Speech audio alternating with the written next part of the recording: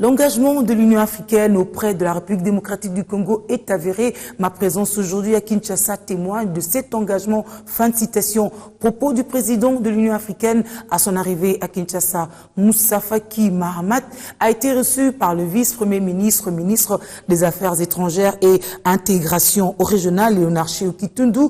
Au menu des échanges, l'évolution de la situation politique en RDC. Une première visite dans la capitale congolaise pour Moussa Faki Mahamat depuis sa désignation à la tête de l'UA. La situation politique et sécuritaire en RDC inquiète l'Union africaine.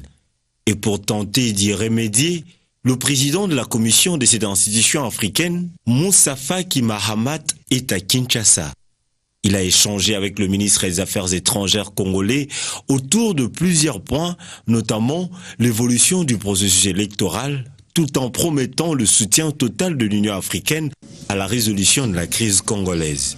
Le Congo est un grand pays africain et il va de soi que le leadership de la Commission de l'Union africaine s'y rende d'abord, et particulièrement en ce moment crucial de l'histoire de ce grand pays africain, témoigner de son soutien.